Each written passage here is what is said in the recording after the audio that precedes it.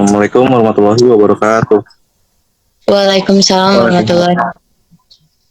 Ya, selamat pagi teman-teman semua. Hari ini kita akan melakukan presentasi mengenai materi bisnis Indomandira yang akan kita lakukan di media Zoom kali ini. Perkenalkan, nama saya Bima Berkati selaku ketua dari perwakilan kelompok 1. Dan ada anggota-anggota sebagai berikut. Ada Spia Viva, Aziza, dan Al-Ghifari, dan Adila Nurmayana. Langsung saja saya mulai untuk slide yang pertama. Latar belakang kargo. Bisnis kargo ini adalah bisnis yang bergerak di bidang pengiriman barang. Bisnis ini memiliki peluang yang besar di Indonesia karena pertumbuhan ekonomi yang pesat dan meningkatnya kebutuhan masyarakat yang akan jasa pengiriman barang. Rencana bisnis ini akan membahas tentang bisnis kargo yang akan dijalankan oleh perusahaan atau individu. Bisnis ini akan fokus pada pengiriman barang dalam negeri dengan menggunakan modal transportasi darat dan laut. Awal mulanya pada tahun 2020 karena faktor memenuhi kebutuhan warga Indonesia yang tinggal di Manila yang juga terkena dampak COVID-19.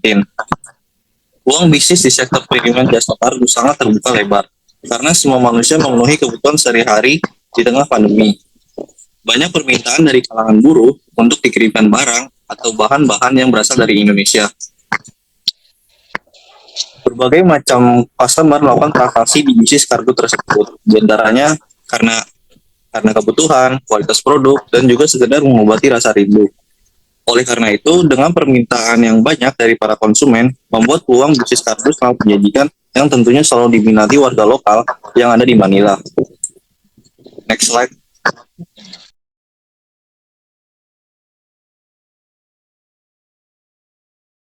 Berikutnya ada visi dan misi yang dilakukan bisnis kargo ini. Visinya adalah untuk memudahkan seseorang untuk membeli barang atau bahan dari Indonesia. Dan misinya ada 3, yaitu memberikan pelayanan jasa yang mudah dan praktis. Kedua, meningkatkan kebutuhan konsumen lewat jasa kargo. Dan yang terakhir, menjadikan perusahaan layanan jasa yang kompeten dan dapat dipercaya. Selanjutnya, slide akan dibahas oleh Saria Viva. Saria Viva, dipersilahkan. Baik, saya di sini akan menjelaskan tujuan bisnis dan tujuan studi kelayakan proyek. Pertama, tujuan bisnis untuk memudahkan seorang dalam membeli barang dari Indonesia. Kedua, tujuan studi kelayakan proyek. 1, mengetahui pasar potensial yang tersedia. Kedua, mengetahui seluruh gambaran potensi dari usaha yang akan dijalankan. Ketiga, mengetahui strategi untuk pertumbuhan bisnis ekspedisi luar negeri di masa mendatang. Next. Berikutnya, aspek pemasaran, kebutuhan dan keinginan konsumen. Permintaan yang memang konsumen memiliki kebutuhan dari produk Indonesia yang tidak dapat atau ada di sana, di Manila, meminta dikirimkan dan barang-barangnya yang tidak mudah rusak atau untuk berjangka waktu karena dampak COVID-19 yang tidak bisa pulang ke Indonesia. Berikutnya, segmentasi pasar dan target pasar. Segmentasi pasar jasa ini adalah masyarakat pekerja aktif yang berada di Manila. Kedua, target dari pengiriman jasa kargo Indo ke Manila yaitu pekerja aktif, produk Indonesia yang dibutuhkan konsumen dan bisnis kami semakin berkembang. Tentu adanya dari mulut ke mulut. Next. Berikutnya ada nilai tambah. Nilai tambah kebutuhan dan keinginan konsumen. Nilai tambah dari produk kami yaitu harganya yang murah dan terjangkau karena memiliki tempat harga jauh di harga pasaran dan layanan yang memuaskan. Tenggat waktu pengiriman 2 minggu 1 bulan. Dalam sebulan kami melakukan pengiriman secara 2 kali. Persaingan dan strategi pesaing. Awalnya karena untuk memenuhi kebutuhan dampak dari COVID-19. Seiring berkembangnya jalan bisnis makin dikenal oleh banyak orang yang memenuhi suplai barang dari Indonesia. Namun, dalam masa mendatang, bukan suatu hal yang tidak mungkin akan bermunculan banyak pesaing. Dalam menghadapi para pesaing di masa mendatang, maka kami selalu melakukan servis seandainya ada barang yang rusak atau mulai berbau tidak sedap terhadap makanan basah. Kami akan mempacking ulang barang tersebut agar sampai tujuan tidak rusak. Ukuran pasar.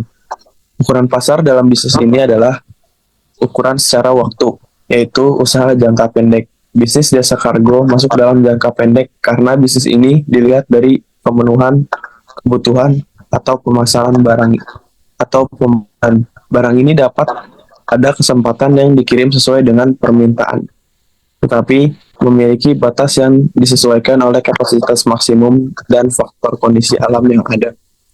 Aspek manajemen. Yang pertama, kepemilikan. Pemilik bisnis kargo Eurostar terdiri dari 2 orang, yaitu Lisa Krisiani Lesmana, yang kedua Yohanes. Manajemen. Dalam menjalankan kegiatan bisnis kargo Eurostar ini, kami memperkerjakan 1 karyawan untuk mengurus packingan barang yang ada di Indonesia. Yang 1 supir untuk mengirim barang ke gudang kapal, dan 1 karyawan untuk mengurus barang ketika barang sudah sampai di Manila. Selanjutnya, Hasna Azizah. Analisis aspek produksi atau operasi. Itu ada 5. Pertama, lokasi operasi. Kedua, volume operasi. Ketiga, mesin dan peralatan. Keempat, bahan baku. Kelima, tenaga kerja dan layout. Lokasi operasi. Lokasi operasi ada di gudang dan kantor. Ada 2 lokasi, yaitu di Indonesia dan Manila. Volume operasi. Jumlah maksimal berat barang untuk sekali kirim yaitu 500 kg untuk sekali kirim. Dalam 1 bulan kami melakukan 2 kali kiriman. Jadi volume setiap bulannya kami melakukan kiriman kurang lebih 1 ton. Mesin dan peralatan. Peralatan yang kami gunakan yaitu gunting, cutter, jarum jahit, karung, bubble wrap, dan mesin yang kami gunakan yaitu timbangan dan mesin vakum. Sekiranya ada makanan yang harus divakum untuk menjaga kualitas makanan tersebut. Bahan baku. Bahan baku yang diangkut dalam jasa kargo dapat bervariasi, tergantung pada jenis industri dan kebutuhan perusahaan. Silakan selanjutnya Adel. Oke, terima kasih Asna. Tenaga kerja dan layout. Tenaga ahli yang kami pekerjakan adalah karyawan untuk mengurus packingan barang yang ada di Indonesia, supir untuk mengirim barang ke gudang kapal, dan karyawan untuk mengurus barang ketika barang sudah sampai di Manila. Next. Aspek keuangan kami yaitu yang pertama ada peralatan produksi sekitar 1.500.000. Kedua, peralatan penjualan yaitu 2 juta. Jadi total aktivitas tetapnya yaitu 3.500.000. Selanjutnya ada kas 5 juta dan piutang 10 juta. Total aktivitas lancarnya yaitu 15 juta. Proyeksi pendapatan kami yaitu pendapatan per minggu. Ini sebenarnya pendapatan 2 minggu sekali yaitu 10 juta, pendapatan per bulan 20 juta, dan pendapatan per tahun 240 juta. Oke, yang dari saya. Selanjutnya saya kembalikan kepada moderator yaitu Bima. Baik, terima kasih teman-teman semua yang sudah menjelaskan presentasi kali ini. Kurang lebihnya mohon dimaafkan. Wabillahi taufiq wal hidayah. Wassalamualaikum warahmatullahi wabarakatuh. Waalaikumsalam warahmatullahi wabarakatuh.